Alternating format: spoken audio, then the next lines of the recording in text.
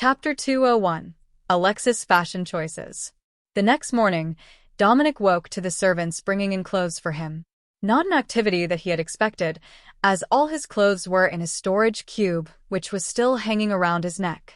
"Advisor, there is a meeting this morning with the gathered royals, and your presence was requested. Princess Alexis has chosen an outfit for you, and requested that you wear it exactly as presented." The maid informed him. "Thank you. I will be sure to dress to the situation." Dominic agreed. The maid left the room, and Dominic moved to the ensuite to shower before getting dressed. In pirate cosplay, that was definitely what Princess Alexis had sent him. It even had a tricorn hat. Still, Dominic played along and got dressed in the outfit that she had sent, then noticed that there were 3 golden necklaces in the pile, including one with the Signia Royal Commission as an amulet. It was a mark given to privateer captains so that they were not arrested by Signia naval vessels at sea. Dominic moved his storage cube to the silk sash that went around his waist, and then noticed that the top 2 buttons of the shirt had been artfully removed, in case he didn't get the memo on what she was going for with the outfit. Prince Alex was going to start drinking early today. Dominic tucked a dagger in his boot and then stepped out into the main room, where he could hear quiet chatter. "I think the fuck not," Prince Alex insisted the second that Dominic walked out of his room. "Where is your sense of adventure, brother?" They said that it had to be an official uniform appropriate to their military or noble ranking. "See, I even gave him the proper privateer's commission," Alexis countered. "Dominic, help me out here," Prince Alex pleaded. Dominic shrugged. "I actually like the hat, but if it's that big of an issue, I can wear it later." The prince sighed, then shivered and shook his head. "I didn't need that mental image. Just go change into royal sorcerer's robes." Dominic went back to his room and came out a few seconds later, which made the prince give him a suspicious look. "You just took the coat off and changed it for sorcerer robes, didn't you?" "That's how robes work. Yes, your highness." Princess Alexis giggled, and her brother rolled his eyes at her. "Fine, have your fun. The meeting will be boring enough that we might need the amusement of Advisor Dominic dressed like a pirate in disguise to keep us awake," he relented. The maids were doing their very best not to laugh as they served breakfast, and then immediately after, a pair of men from the Natural Sons Regiment arrived with a soldier of the palace guard to escort them to the meeting. "No hat today?" the soldier on Dominic's right asked. "The dress code is official uniforms. The hat isn't part of the uniform," Dominic whispered back. Princess Alexis was wearing a fancy gown with her paladin trade skill core hung on her necklace, while Prince Alex had chosen a Signia Royal Mage's robes, similar to the black robes that Dominic wore, but fancier to denote his status as both a prince and an archmage. "I see that you fixed your nails as well. Very impressive, advisor," the soldier whispered. Dominic looked down, then frowned. When did his nails grow out to claws again? They weren't long, but they were pointed and jet black. Not the color of nail polish, but completely black. He was going to have to watch his own reactions today. Someone might be trying to mess with him and trigger a response from his bestial side that would disrupt the meeting and possibly some of the alliances that were being formed. They were among the earliest of the royals to arrive, but the majority of the other nobles were present, along with the Bostovirian princesses, who were still on the hunt for an appropriate marriage alliance. They appeared to be having some luck with a duke's son from Skipple, which was a long way from her home, as his nation shared a border with Western Dagos instead of Eastern, as most of the other nations present did. "Welcome, everyone. We called you all here because we have a situation. Prince Kaizan has again attempted to claim dominion over Dagos and issued another round of invitations to his coronation. So, I believe that it would be wise to move up the schedule and hold the official coronation today, along with the public appearances of the new king. The official notices won't arrive from Prince Kaizan for a few days, and they're scheduled for later in the week. If we move quickly, he will simply look like a desperate fool." Viscount Boscombe began the meeting. Prince Alex cleared his throat. "Signia has no objections to the enhanced timeline." But the other nobles didn't seem as sold on the idea. "Let him proclaim all that he wants. He doesn't have any backing left," one of them insisted. Viscount Boscombe shook his head. "We suspect that he is gathering the northern nobles to his cause. They have had no part in the war, refused to send soldiers under the previous king, and most of them faced no invasions during this renewal. They have not suffered the drought that the rest of the nation has, either. In short, this is all a detached issue to them, and they see no reason not to back a puppet emperor who will do as they tell him. The Dagos nobleman who had spoken frowned, then looked at the gathered dignitaries. A quick head count showed that very few of the northern nobles had come for what was supposed to be a coronation ceremony, as announced by both the Viscount and the prince. If they had known in advance that Prince Kaizan intended to betray them, at least one would have shown his face, just to hedge his bets. A few missing might be coincidence, but all of them being absent was too much to overlook. Chapter 202. Rushed Coronation. All right. I know that it is tradition to wait longer in order to give our allies time to send ambassadors, but we will treat this as a delayed coronation on the original invitations, as if the traitor prince had never set a trap for his own countrymen. Viscount Boscombe declared. The other Dagos nobles needed some time to process this information. It was normally a week-long huge event for a new king to be coronated. However, under the circumstances, it wouldn't make sense to drag it out like that, even if their major cities weren't surrounded by a Signia army.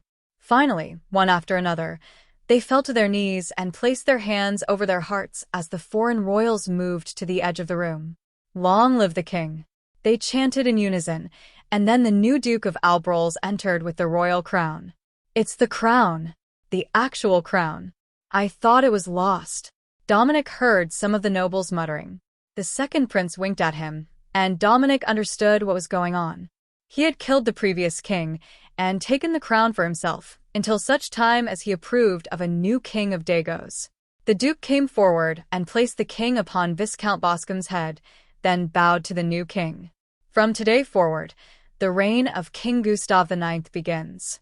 Let the commons know, the new king declares a public holiday for the next 5 days. The new king declared.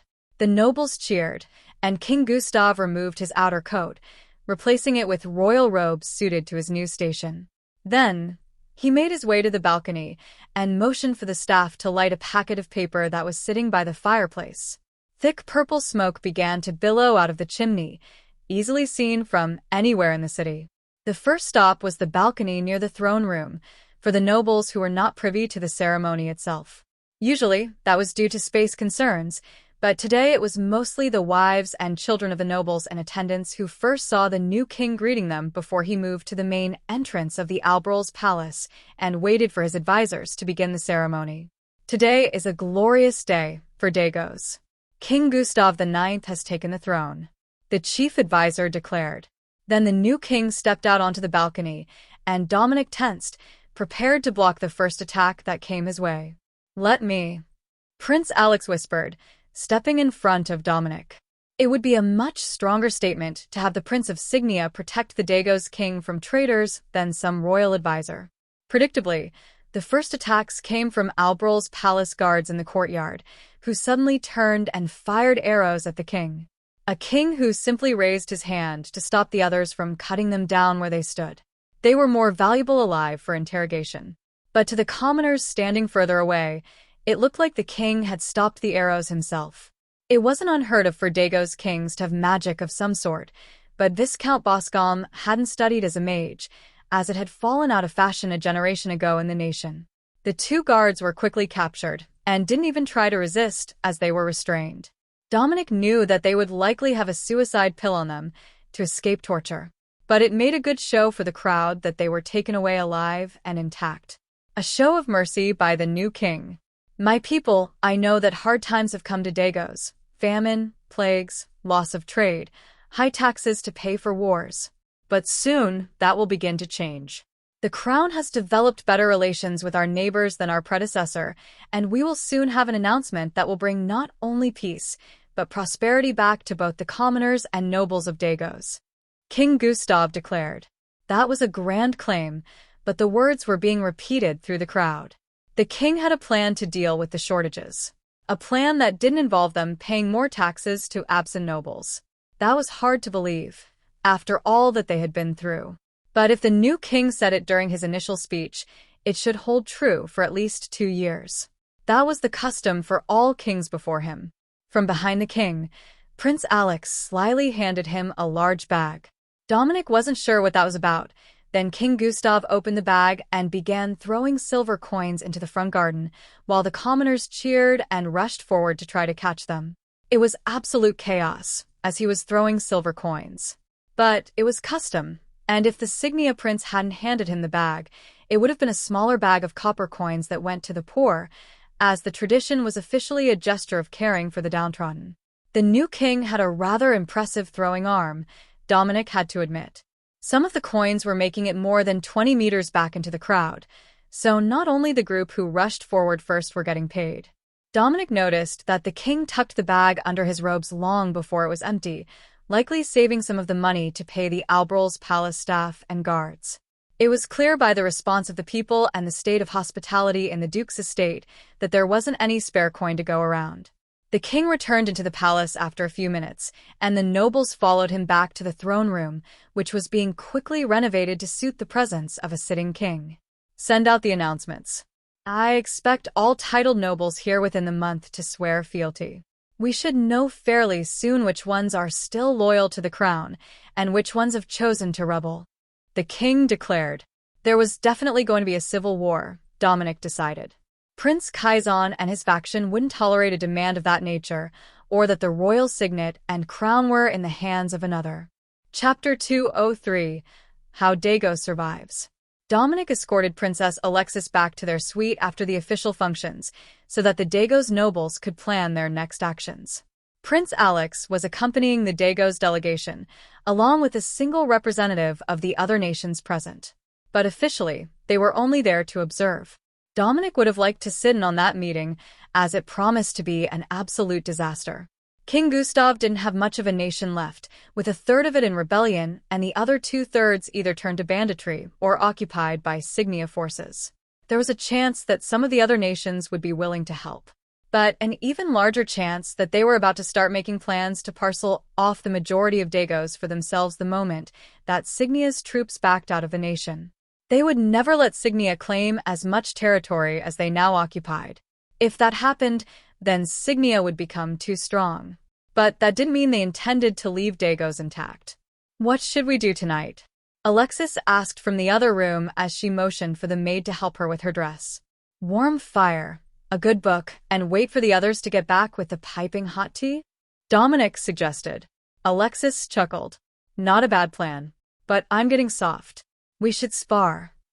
The maids in the room with Dominic looked mortified at that prospect.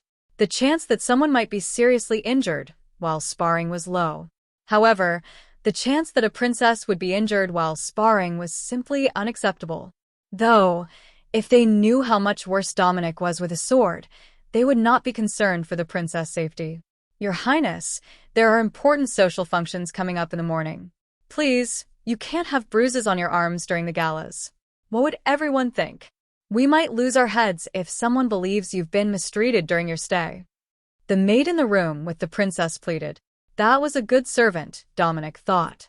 She was saving him the embarrassment of having his ass hooped in public.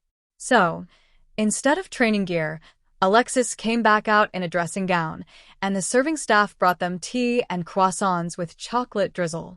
A bit of excess sugar, but truly luxurious in the circumstances. The chocolate had to be imported, but Albrol's was on the major river route between Axbridge and the ocean. There were advantages to being on the major trade route, and the fact that the old capital of Wavemates, the city of Kynwyn, was further upstream on the same river was one of the major motivators for the invasion.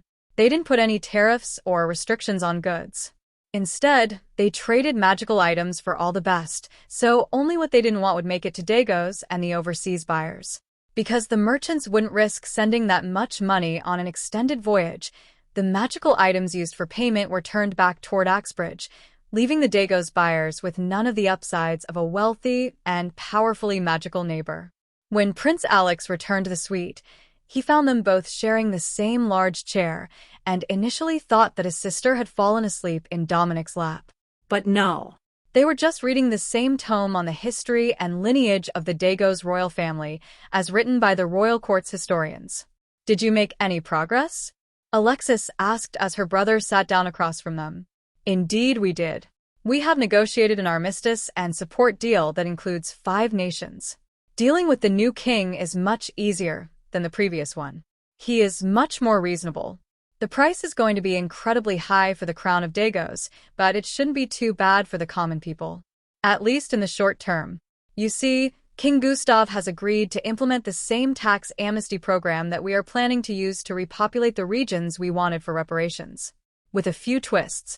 There will be a 2-year exemption from taxes, then for 10 years half the sharecroppers' portion of crops and half the noble taxes will go to the supporting nations, based on the share of the support they need to supply to keep the nation stable. Realistically, it's a losing proposition for everyone. But the benefit to international trade will be greater than the direct losses. If Dagos falls into a civil war, it would no longer be safe to send merchant caravans across the nation, which would only increase the need for a foreign military presence in the nation. Axbridge refused to have anything to do with it, even after I contacted their crown prince directly. He says that it's between us, and he doesn't care who the king of Dagos is, as he is willing to divert all his nation's caravans to go to sea through Schiphol. Alexis sighed. That doesn't sound much like an armistice. The second prince chuckled. Oh, but it is. Even Axbridge sent a magical message officially recognizing King Gustav as the rightful ruler of Dagos. Now, we just wait for the rebels to make a move and start a civil war. If the northern nobles don't fall in line, our armies will finish what they started, and those self-loading cannons on the airships have proven incredibly effective at shelling cities. The production of them and the armed airships has been quite efficient. So much so that I expect we will be asked to disarm them after the war. However, that will not be a concern for the two of you. After tonight's festivities, you are both being sent back to Signia City so that father can formalize your marriage. If he doesn't do it soon, I can already see that we will have trouble. But more importantly, the estate that you are to be granted may become a target for rebellious Dagos nobles if it remains empty. There are still younger sons of fallen families, and we suspect that they may try to claim estates by right of possession and then plead with the Signia king to make them noble citizens. Chapter 204. Suspiciously Convenient. Princess Alexis frowned at her big brother. That sounds suspiciously like you're moving us to a backwater holding, as far as possible from any chance of violent conflict. The prince smirked at her. I've heard that it's a wilderness territory, with plenty of wandering monster issues. I am certain that you won't be too bored even if you are not caught in the middle of a civil war. Alexis smiled at the thought. Living in the woods with a bunch of paladins and hunting monsters for sport was a much better life than the royal palace with all its rules and oversight. While the posting might be seen as a punishment by many, both Dominic and Princess Alexis knew that it was just a different kind of opportunity and perfect for people who didn't mind putting in the hard work to get things started. Prince Alex sighed as he realized that they had both stopped paying attention to the conversation and had returned their attention to the book. We need to get ready. There is an evening social event, as we managed to come to a tentative agreement today. We will also be sending you two off first thing in the morning, but without the natural sons, who are needed here to secure Albrols. Princess Alexis frowned at him. And without their royal commanders to guide them and keep them supplied with munitions, how are they to function if the city is actually attacked? The second prince smiled down at her. That's part of why I am remaining here. If possible, I will ask advisor Dominic to make me one of those most lovely mortar creation Magitech orbs. If not, the 4 that the regiment has now will have to be enough. Dominic sighed and handed him a spare Magitech orb. I always have more, in case one is lost in combat. Here, you can make all the mortars you like with that. I'm sure the regiment won't have any issue adapting to your command style. But how are we getting back? By truck or with an escort on mechanical horses? He replied. Prince Alex shook his head. By airship. One of the airships from my regiment will return to the capital to restock and bring supplies to Albrol City, along with additional funds to pay soldiers. You will return with a cargo airship, but I have prepared something for both of you. Alexis giggled and made a grabbing hand gesture at her brother, who handed her a small box, then an identical one to Dominic. The princess opened the box, then laughed. You really do know me well, brother. Thank you. Dominic flicked open the small box and saw that it contained a lady's wedding ring. The second prince had prepared the wedding rings for their exchange in advance, fully expecting that Dominic and Alexis would need them and that they wouldn't have prepared one in advance. The maids came in force only a few minutes later, with piles of cloth and determined looks on their faces. "Your Highnesses, we have been ordered to help you prepare for the evening's gala," the head maid insisted. "You're looking at me like I'm going to try to resist." Princess Alexis laughed. The maid looked a bit pale. "The Signia Crown Prince is here, and he requested that you be in full royal regalia." Now, Princess Alexis really did look like she was going to resist. The gaze that she was giving the pile of cloth was nearly hateful in its intensity, but Dominic found himself bustled out of the room by a pair of butlers, who also had piles of fancy clothing for him. "All right, my lord. Let's get you ready for the evening's festivities." We didn't have a wavemate's ceremonial robe available. They were all destroyed after the nation fell. However, we do have a Signia formal outfit available for you. Now, which mask do you prefer?" the butler asked. Dominic looked at the two options that they offered and then laughed. "I didn't realize that it was a masquerade. But I already have both fangs and horns, so we can skip that one. What about a simple black mask to match the outfit?" he asked. "These are the two traditional options, sir. They are the only ones provided by the Crown Prince." Dominic frowned. "We're being set up for something. I don't recall anyone in Signia ever wearing this to a banquet before. But given the option, I will take the simple golden mask." The butler fitted it to Dominic's face, then smiled. "Yes, that works well. All right, time for the outfit. This could take a while." They had a light linen underlayer, then two simple silk layers, then a decorative silk layer, all in the traditional folded style, where the different colors of the silk layers showed at the collar.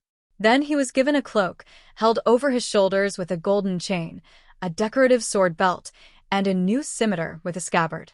Then his hair was styled, and a black metal headband was placed like a crown to hold the mask in place. "You are ready to go, but we need to wait here for a while longer. The princess needs to enter first, and her outfit will take longer, even if she doesn't assault the staff," the butler explained. Dominic chuckled. The outfit was a pain, but he had to admit that he looked pretty good in it. He just wondered why he'd never seen anything like it before.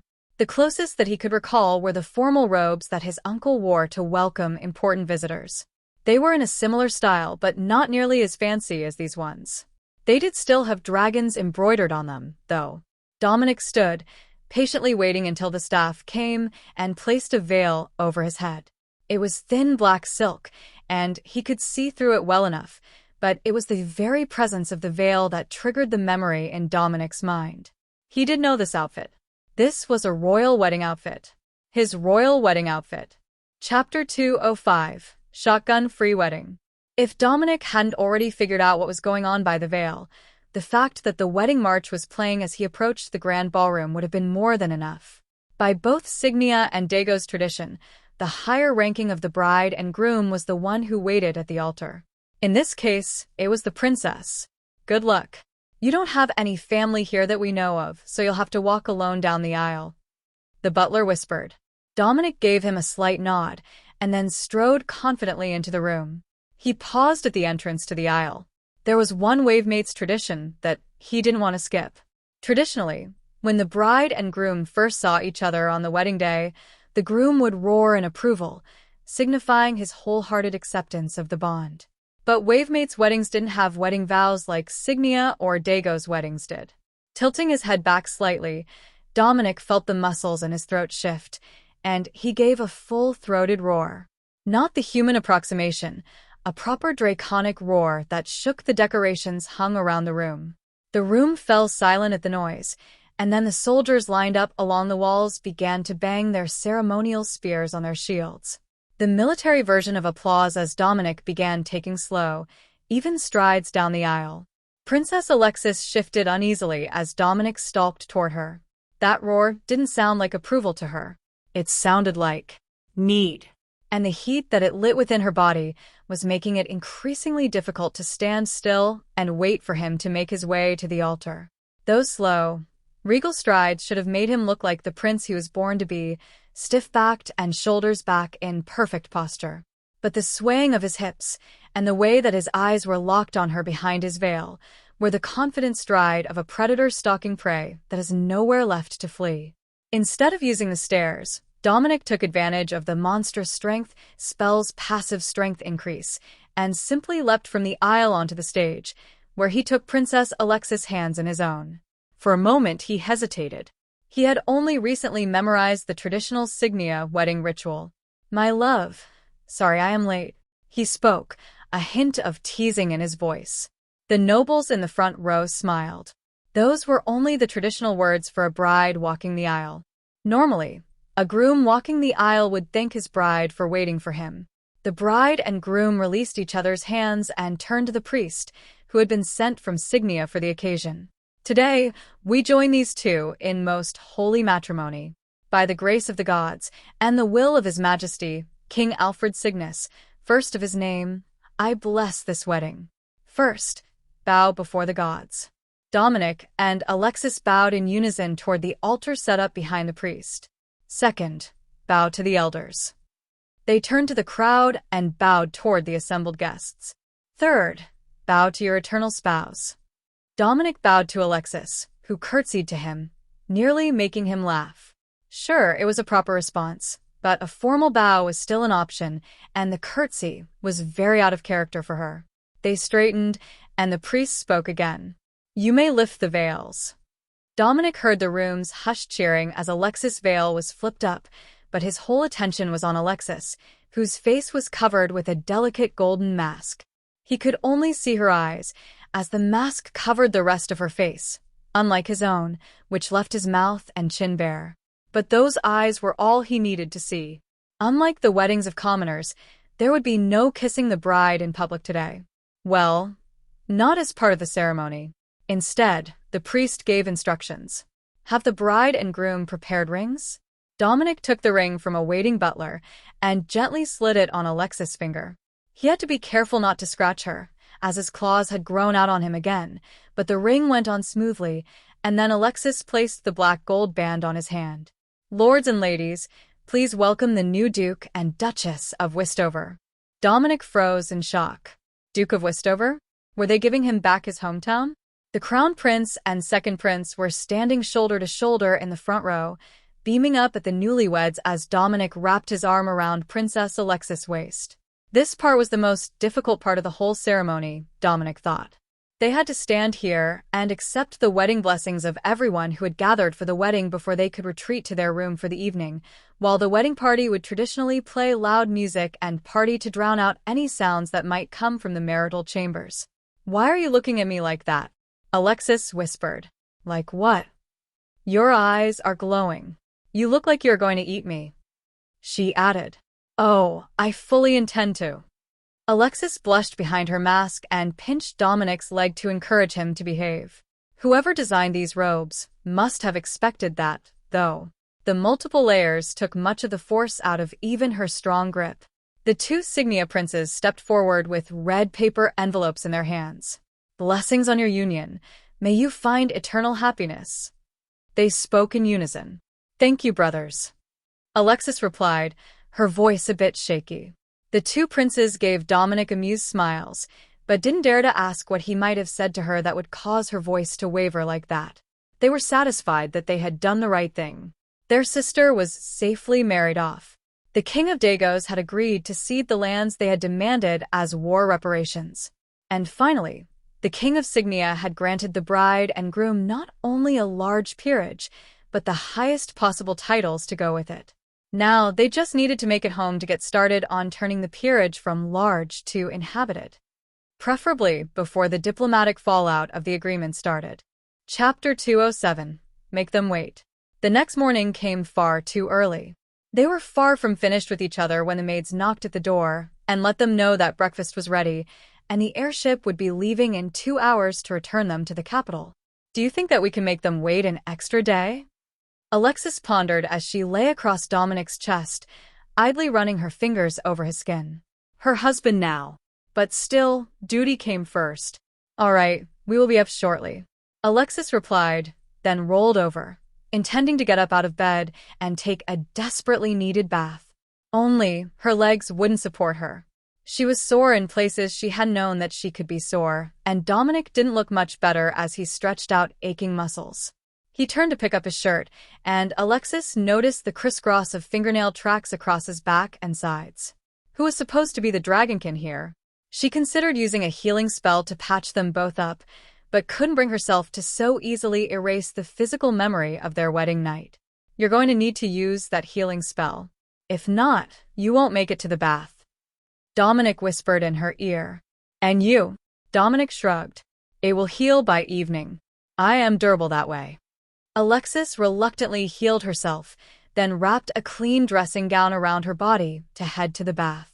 Dominic casually pulled a pair of silk pants up to his waist and followed her out to the main room to use the other bath. Breakfast was already served, sitting under trays, and Dominic casually purified it as he passed by. The hot water of the shower was just what he needed, and the soft sorcerer's robes were gentle against his damaged skin as he joined the princess for breakfast. I am going to need to adjust the schedule for rebuilding the estate, I think, Dominic announced, startling the princess, who was lost in thoughts of the night before. Because it's Westover? You know, it might not be the manor house that you grew up in, right? The estate is named after the Westover River, and there are many abandoned estate manors along that section of river. Alexis reminded him. That as well. Though, I suspect that it will be the Earl's estate at Westover. The others are hardly suitable to be sending a princess to live in. But I realized just now that I did not budget in nearly enough time for marital duties. I was thinking with the mind of a bachelor. Dominic replied. Do not say that to my father. Alexis admonished. The man has 10 daughters and how many sons?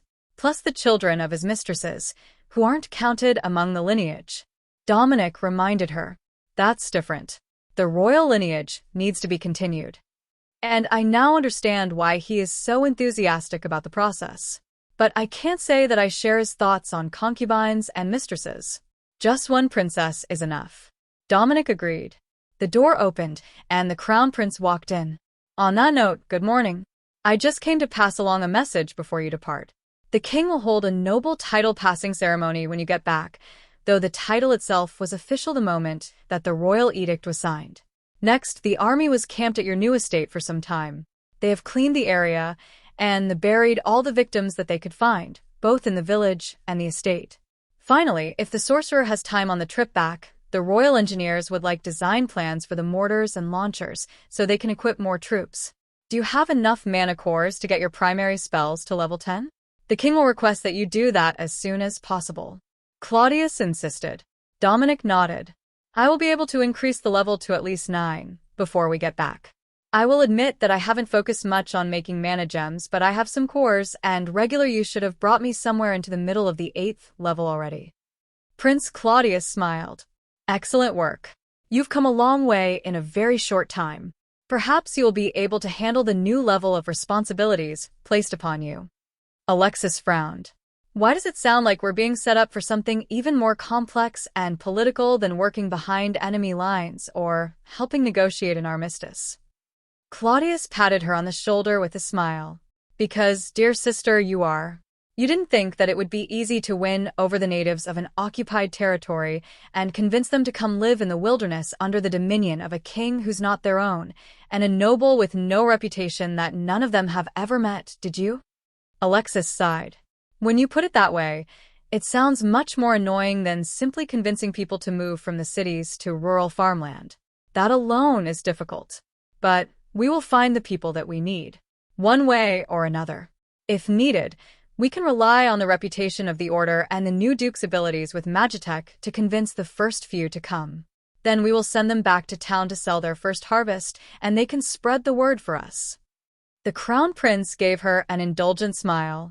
If the princess asked, she would surely get assistance from their father to recruit for the estate.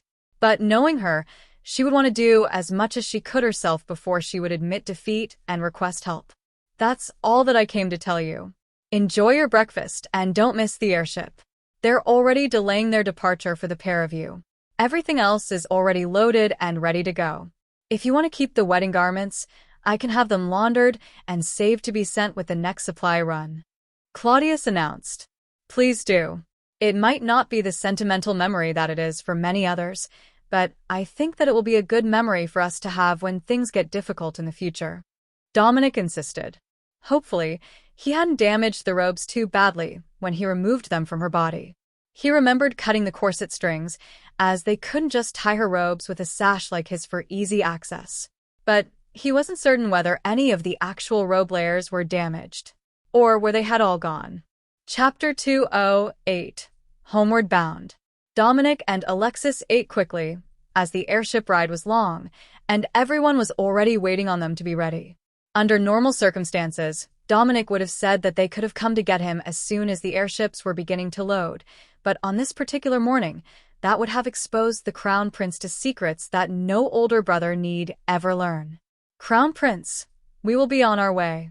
Thank you for having the airship wait for us, Dominic announced in his best formal tone the moment that they finished eating.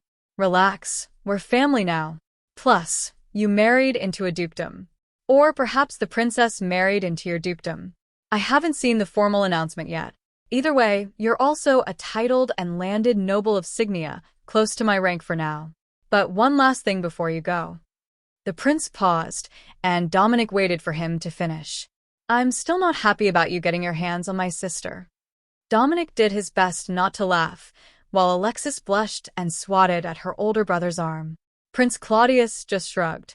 I will have you know that I am still in favor of you joining a holy order and becoming a nun if you decide that marriage is not for you. Even when I become king, I will support it. But do you know what this impertinent man told me when I suggested it? He told me that battle nuns were sexy. Now it was Dominic's turn to give the princess what he hoped was an innocent shrug. Enough about my love life. Let's get going. Husband. Princess Alexis insisted. Best of luck with the negotiations. We will do our best to stabilize the region we've been granted by the king. Dominic added.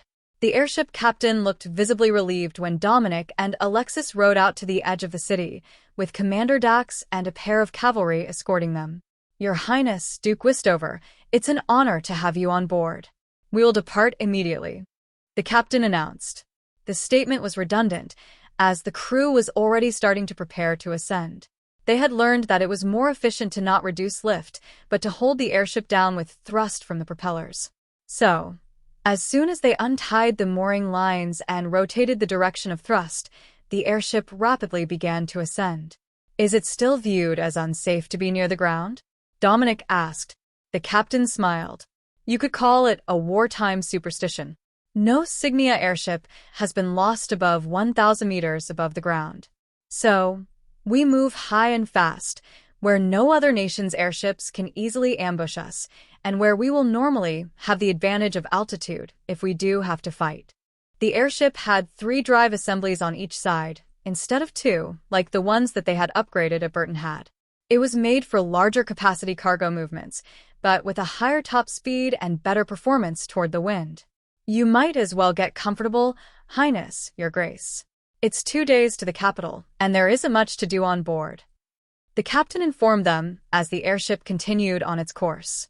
There also weren't any private rooms aboard the cargo airship, a fact that Crown Prince Claudius had assuredly known when he chose to send them back on one.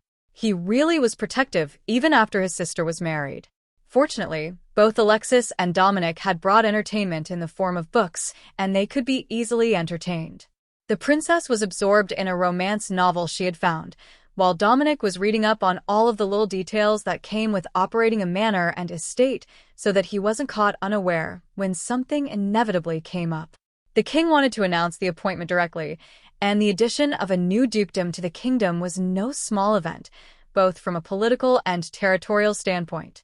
The airship shook too much for Dominic to do any precision work, so there would be no creation of new Magitech orbs while they were moving at full speed.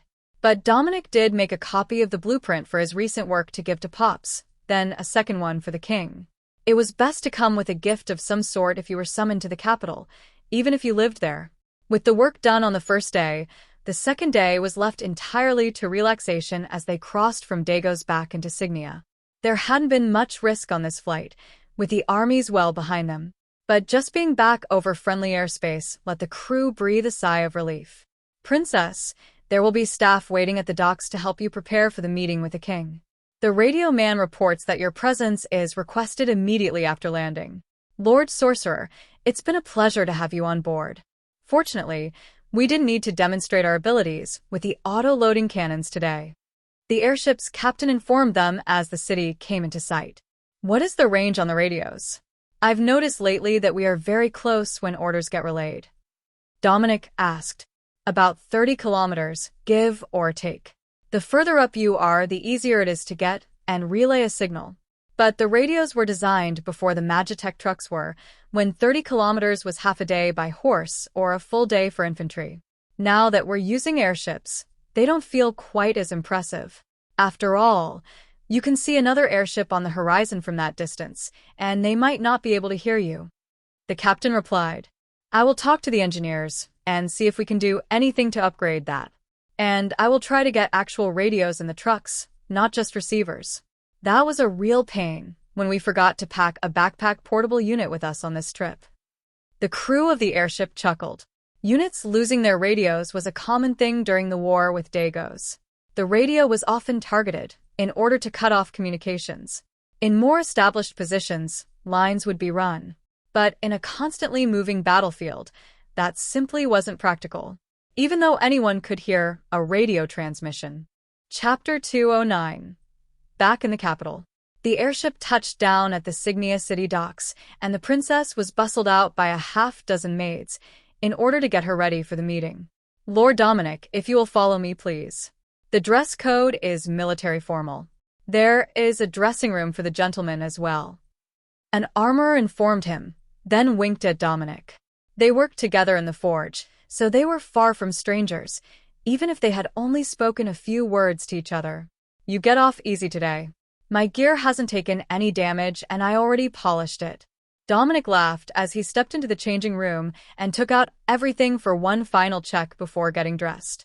I've got the high shine coating if you want. Just a bit of extra sparkle for your big day. Dominic shrugged. Why not? I suspect there will be a big show of officially promoting my rank, with guests and maybe even one of those fancy photographers. The armorer nodded. 2 photographers, I hear. They've developed a process for color photographs, so the king has been requesting both copies lately. The color doesn't last long, I hear. Some of the test pictures are already fading, but the black and white ones haven't changed in 50 years. You can probably get a print to take with you. Dominic nodded. Just a shame that I can't steal staff to go with me. Setting up an all-new estate will be a nightmare. The armorer smiled. This was just the sort of gossip he had been hoping for. Oh, you already know where he's going to assign you. Dominic shook his head. Not exactly. But I know what title he's given me, and it doesn't take a genius to figure it out from there. Plus, one of the challenges of the courtship was to build an estate from nothing but an empty house. You keep up like this, and we will have to go from calling you Lord Sorcerer to Your Grace, or even Your Highness. Wait, he didn't appoint you as a prince consort, did he? Should I be calling you Your Highness? Just the thought of this awkward smithy worker calling him Your Highness made Dominic laugh. No, but if they're being formal, you might have to call me Your Grace. According to the Crown Prince, His Majesty intends to name me the Duke of Westover. Oh. And estate in the old Wavemates territory for the Wavemate sorcerer? That makes a lot of sense, actually. I should have bet on that. The armorer sighed. Who has it? Pops, of course. If I didn't know that it was impossible, I would swear that old dwarf was psychic. I don't think that he's lost a bet since he took over as Master of the Forge.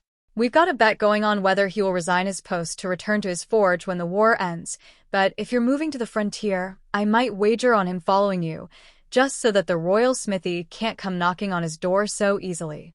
Dominic laughed. That smithy by the staging area has been in his family for generations. Unless he's got a cousin or someone who can take it over for him, he's not going to let it sit empty any longer than he has to.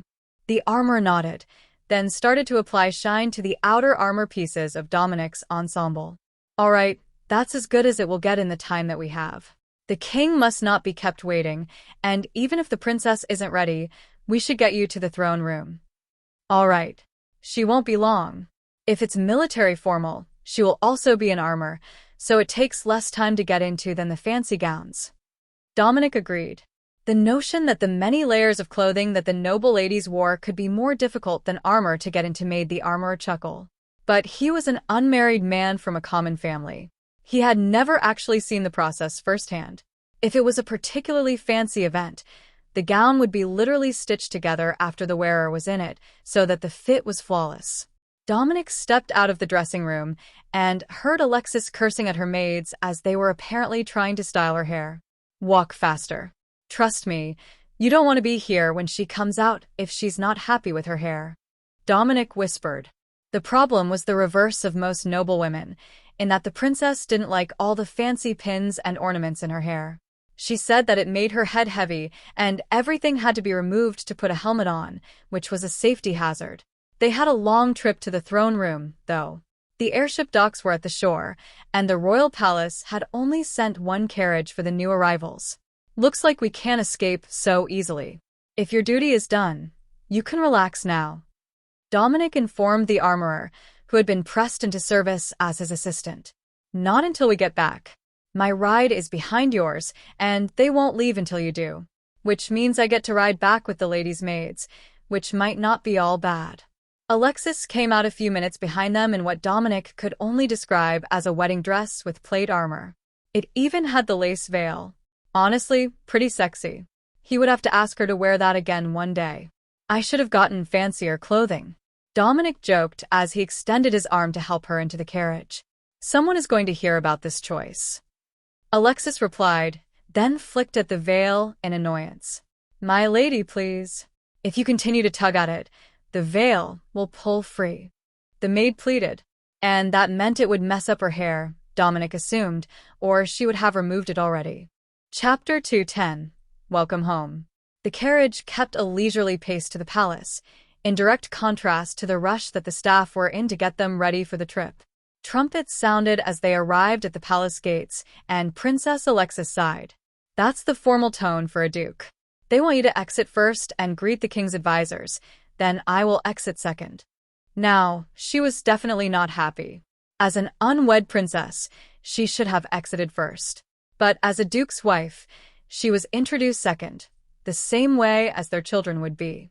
Only if she arrived without her husband would she be introduced ahead of all the other dukes and duchesses.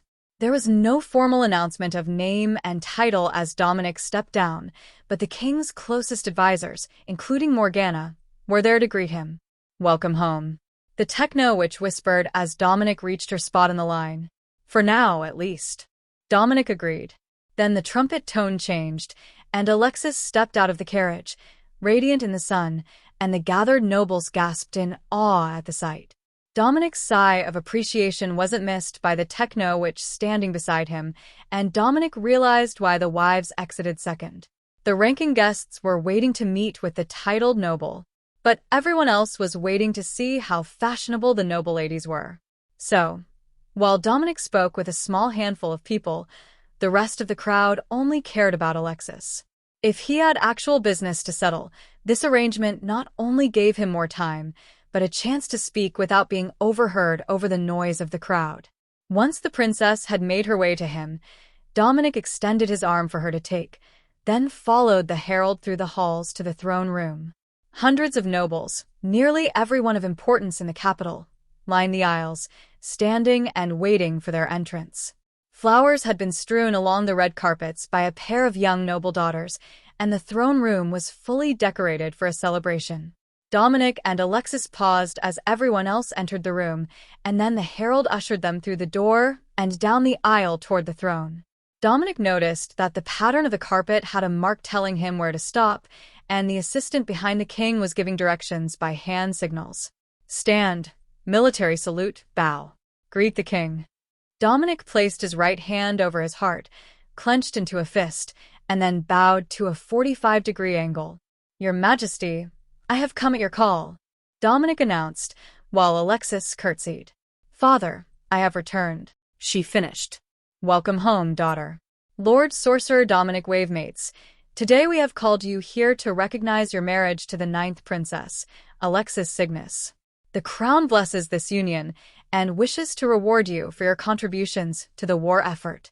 Today, in the newly acquired territories of Estancia province, I do declare that Lord Sorcerer Dominic Wavemates is elevated to the rank of Duke and the title Duke of Westover. The Duke is hereby granted a hereditary peerage of 12,000 acres, with a total ducal estate of 500 square kilometers, to include the lands of 20 barons to be named at a future date. For 2 years, the lands under Duke Westover will be exempted from royal taxes as a reward for military service. Kneel now and accept our blessing, the king declared. The few who hadn't already known that this was coming were in shock as Dominic took a knee, and the king placed his hands on both of Dominic's shoulders before hanging a badge of office around his neck on a thick gold chain. Rise, Duke Westover. You have much to do. Dominic rose and bowed to the king, but remained silent, as the advisor beside the throne instructed. Normally, for a new noble, there would be an oath of fealty, Dominic knew. So, this was a statement by the king that he recognized the Wavemates' lineage and considered Dominic to be a born noble of Signia, now that the territory of his birth was under the dominion of the Signia crown. Dominic hadn't picked up on that right away, but his sensitive hearing caught all the whispered conversations among the upper nobility, and it didn't take long to grasp most of the nuance. An advisor came forward with a half-dozen scrolls on a tray, which Dominic took and placed in his storage cube. Then the king moved to Princess Alexis and pulled her into a hug. Congratulations, daughter.